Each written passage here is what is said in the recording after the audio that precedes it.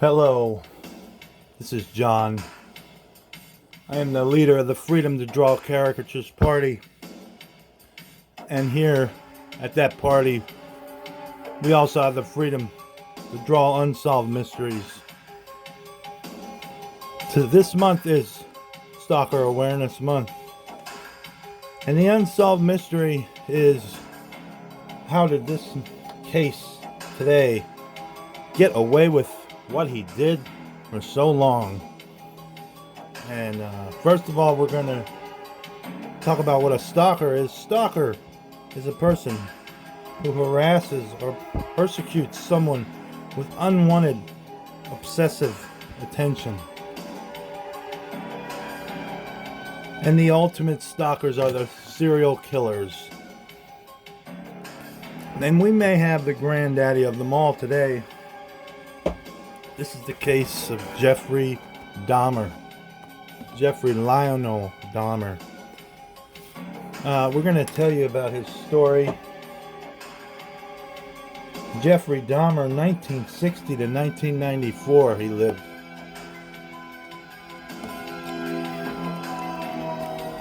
We're going to tell you a little bit about him while we're drawing him.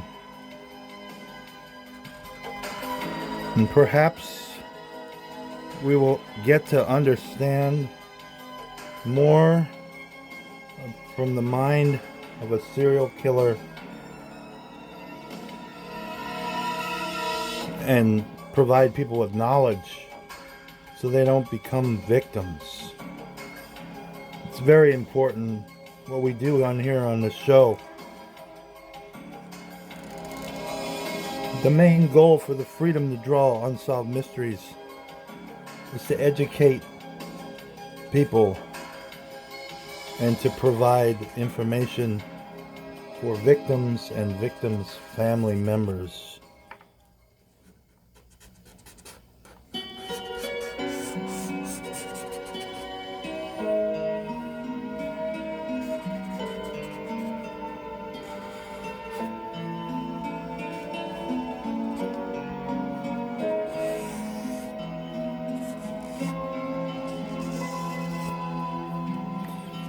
Jeffrey Lionel Dahmer. Convicted serial killer and sex offender Jeffrey Dahmer murdered 17 males between 1978 and 1991. He was killed in 94 from a fellow prison inmate. Who was Jeffrey Dahmer? Jeffrey Dahmer was an American serial killer who took the lives of 17 males between 78 and 91. Over the course of more than 13 years, Dahmer sought out men, mostly African American, at gay bars, malls, and bus stops, lured them home with promises of money or sex, and gave them alcohol laced with drugs before strangling them to death. He would then engage in sex acts with the corpses before dismembering them and disposing them, often keeping their skulls or genitalias as souvenirs. He frequently took photos of his victims at various stages of the murder process so he could recollect each act afterward and relive the experience. Dahmer was captured in 91 and sentenced to 16 life terms, and he was killed by a fellow prison inmate, Christopher Scarver, in 1994. Perhaps the judge, jury, and executioner of Jeffrey Dahmer was this Scarver fellow, and it's important to note that he was African American as well. They didn't really say that in the report that I'm basing this off of, but I happen to know quite a bit about Mr. Dahmer. And yes, that was a African American male that eventually took his life.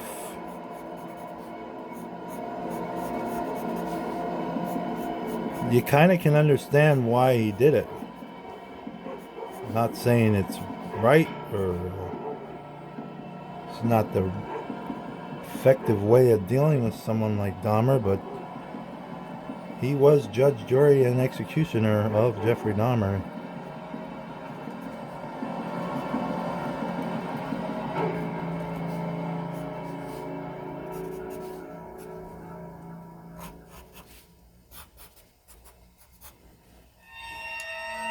This guy was a mentally disturbed guy. Definitely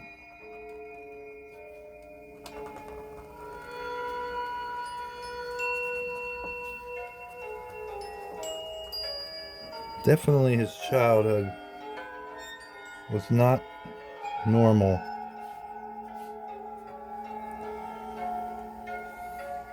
Childhood and family. Dahmer was born in Milwaukee, Wisconsin on May 21st, 1960 to Lionel and Joyce Dahmer. He was described as an energetic and happy child until the age of 4, when surgery to correct a double hernia seemed to effect a change in his body. Noticeably subdued, he became increasingly withdrawn following the birth of his younger brother and the family's frequent moves. By his early teens, he was disengaged, tense, largely friendless. Dahmer claims that his compulsions towards necrophilia and murder began around the age of 14, but it appears that the breakdown of his parents' marriage and their acrimonious divorce a few years later may have been the catalyst for turning these thoughts into actions. By the time of his first killing, Dahmer's alcohol consumption had spun out of control. He dropped out of Ohio State University after a quarter term, and his recently remarried father insisted that he join the army. Dahmer enlisted in late December 78 and was posted to Germany shortly thereafter.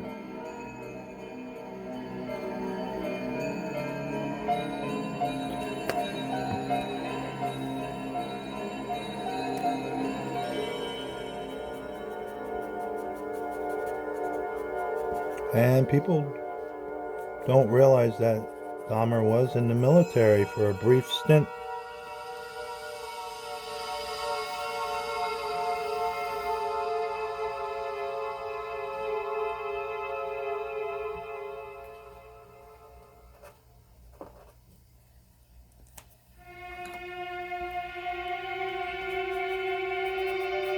But he wasn't a good fit in the military, as you'll see.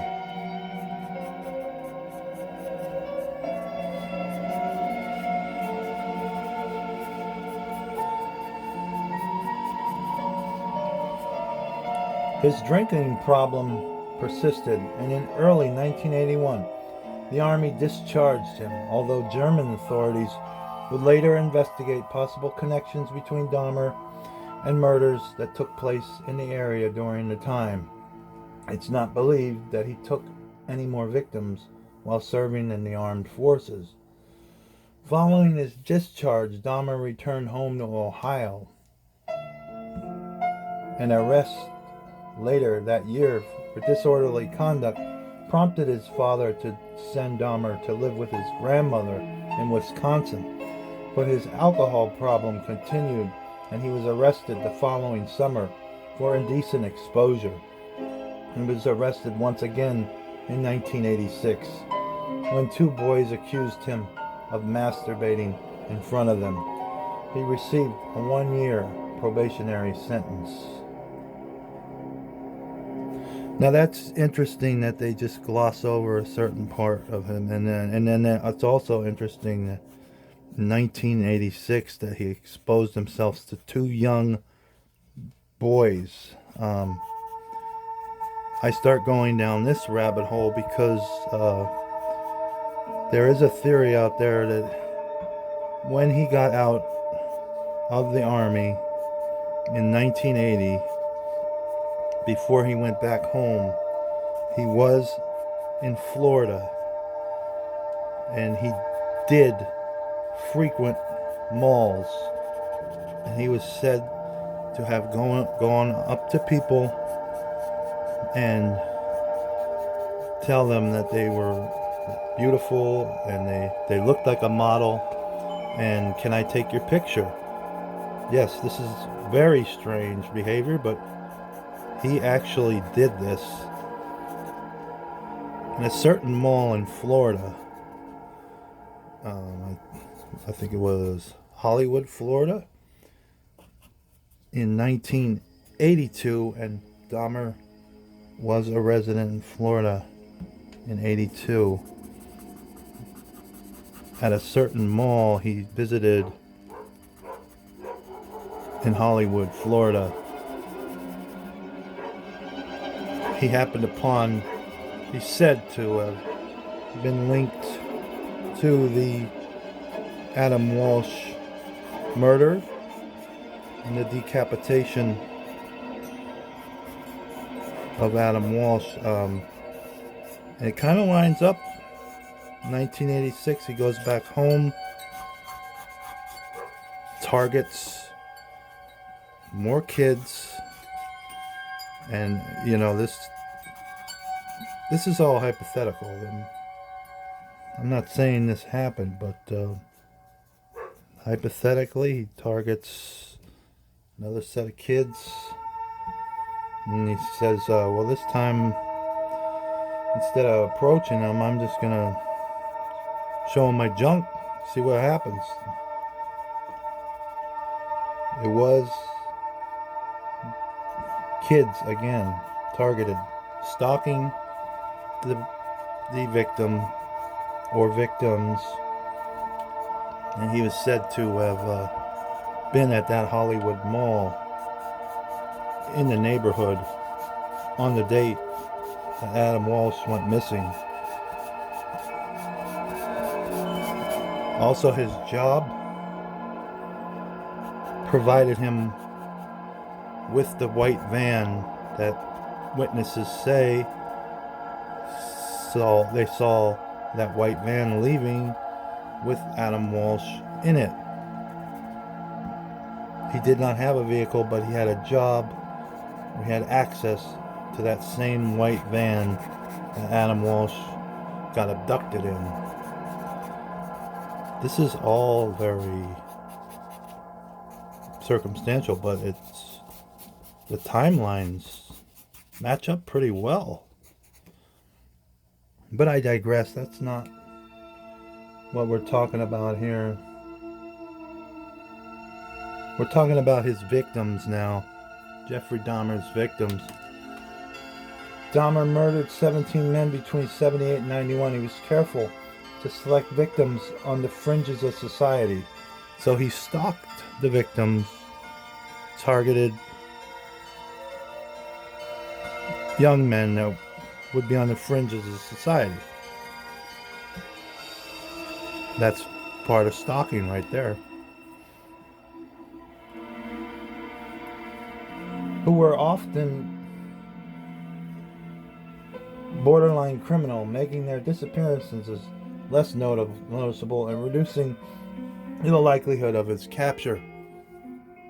He lured them to his home with promises of money or sex, then strangled them to death and engaged in sex acts with their bodies and kept their body parts as souvenirs. The first 4 victims. Dahmer's first murder occurred just after graduating high school in June 78, when he picked up a hitchhiker named Stephen Hicks and took him home to his parents' house. Dahmer proceeded to get the young man drunk. When Hicks tried to leave, Dahmer killed him by striking him in the head and strangling him with a barbell. Dahmer dismembered the corpse of his first victim, packed the body parts in plastic bags, and buried them behind his parents' home. He later exhumed the remains, crushed the bones with a sledgehammer, and scattered them across a wooded ravine. It wasn't until September 87 that Dahmer took his second victim allegedly second victim. I think there was more between 78 and 87. Stephen Toomey. They checked into a hotel room and drank, and Dahmer eventually woke to find Toomey dead, with no memory of the previous night's activities. He bought a large suitcase to transport Toomey's body to his grandmother's basement, where he dismembered and masturbated on the corpse before disposing of the remains. Only after Dahmer killed another 2 victims at his grandmother's home did she tire of her grandson's late-night drunkenness, although she had no knowledge of his other activities, and she forced him to move out of the premises in 88.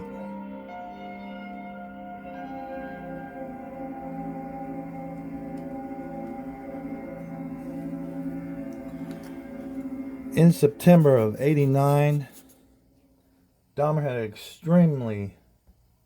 extremely lucky escape.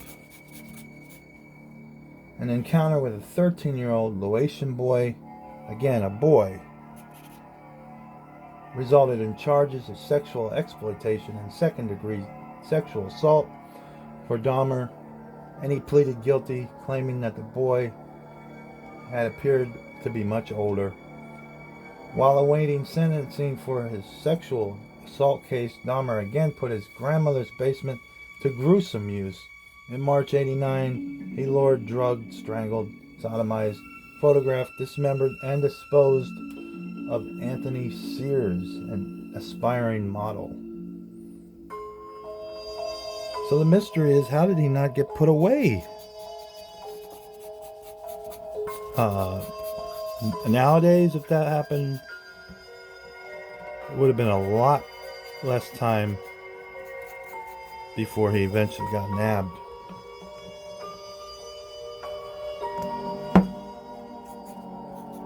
He probably would have got nabbed the very first incident.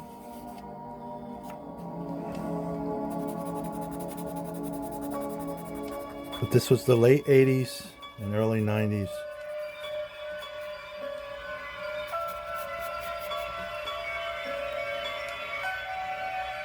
At his trial for child molestation in 89, Dahmer was the model of contrition, arguing eloquently in his own defense about how he had seen the error of his ways, and that his arrest marked a turning point in his life. His defense counsel argued that he needed treatment, which they were right, not incarceration, and the judge agreed, handing down a 1-year prison sentence on day release. But he needed treatment and incarceration, so they only got a half right. Allowing Dahmer to work at his job during the day and return to prison at night, as well as a 5-year probationary sentence. Years later, in an interview with CNN, Lionel Dahmer, his dad, stated that he wrote a letter to the court that issued that sentence requesting psychological help before his son's parole. However, Dahmer was granted an early release by the judge after serving only 10 months of his sentence. He briefly lived with his grandmother following his release, during which time he does not appear to have added to the body count before moving back into his own apartment. The last 13 victims. Over the following 2 years, Dahmer's victim count accelerated, bringing his total from 4 to 17. He developed rituals as he progressed in experimenting with chemical means of disposal and often consuming the flesh of his victims, known as cannibalism. Dahmer also attempted crude lobotomies, drilling into victims' skulls while they were still alive and injecting them with muriatic acid, trying to make them zombies. This all happened, folks. This is the mystery How did they let this happen? On May 27, 91, Dahmer's neighbor, Sandra Smith, called the police to report that an Asian boy was running naked in the street. When the police arrived, the boy was incoherent, and they accepted the word of Dahmer, a white man in a largely poor African-American community, that the boy was 19 years old and his lover. In fact, the boy was only 14 and the brother of the Laotian teen Dahmer had molested 3 years earlier.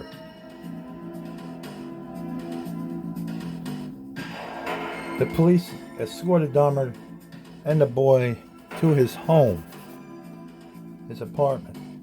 Clearly not wishing to become embroiled in a homosexual domestic disturbance, they took only a cursory look around before leaving. Now, when they did that, there was bodies in the next room, and they just turned a blind eye to it.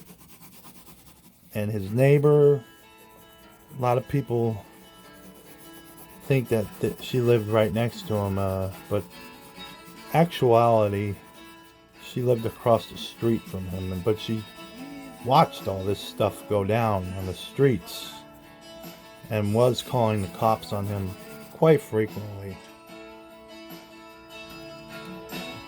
The Netflix series kind of doesn't portray that the right way. Once police left the scene, Dahmer killed that boy and proceeded with his usual rituals.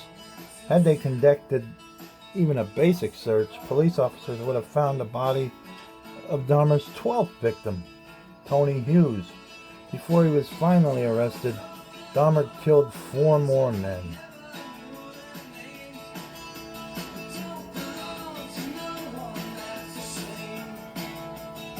So the crime scene at Dahmer's place was very nasty. Some investigators had to leave and puke. And they go on to talk about his trial and his imprisonment. This is where he met Mr. Scarver, who actually was his executioner. And he did have a lot of fame while he was in prison. People would write to him all the time. Kind of like a modern day for the 90s Ted Bundy, I guess. I can't explain it. Why people would treat this guy like a rock star.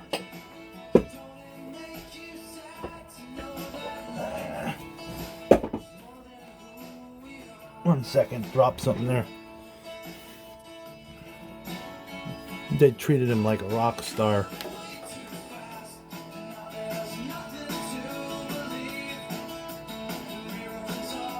And during the trial, a lot of the victims' family members were very angry with Dahmer and how he sat there with no remorse, just sitting there, motionless, remorseless, like ice cold. And some of them became very emotional, as is understandable.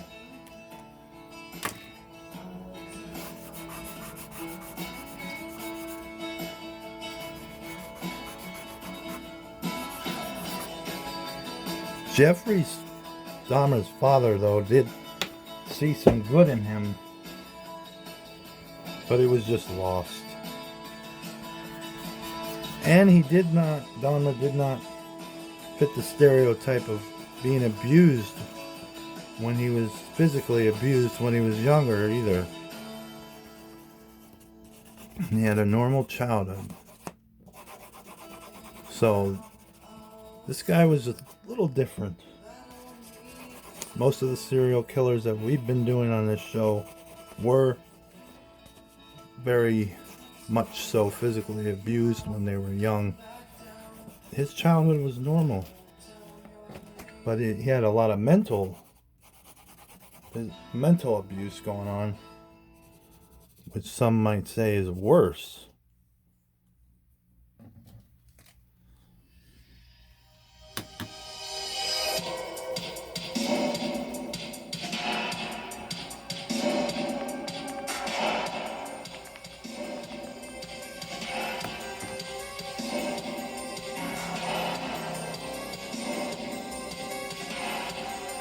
Jeffrey Dahmer's house. So this is after he was murdered in jail, and he had been gone for a long time. This is in August 2012, nearly 2 decades after his death. It was reported at Dahmer's childhood home in Bath, Ohio, where he committed his first murder in '78 and buried his victim's remains, was on the market. Its owner, musician Chris Butler, stated that the property would make a great home as long as the buyer could get past the horror factor. In 2016, Butler put the house up for rent, $8,000 for the week of the Republican National Convention. As of July 2017, the house was no longer listed on the market, according to Zillow.com.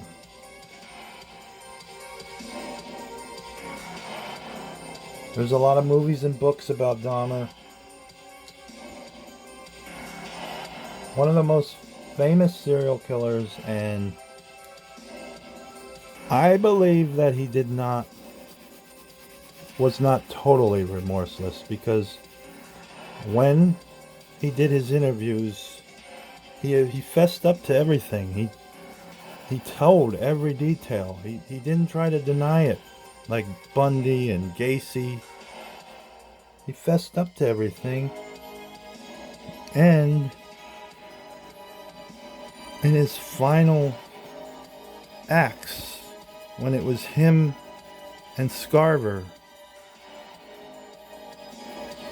in that shower room where he ambushed Dahmer, and the security guard was said to be watching, but I think turned a blind eye on purpose. He did not put up a fight at all. He let Mr. Scarver bludgeon him to death, which I think was atonement, because he was getting into religion and seriously atoning for the atrocious acts that he committed. He wasn't an ice-cold, heartless son of a bitch like Bundy and a liar like Gacy. But he was, the stuff that he did was horrible. But there's something to be said about that. But anyway, I digress, true believers. This is the case of Jeffrey Dahmer. And this is John, the host of the Freedom to Draw Unsolved Mysteries. Peace out.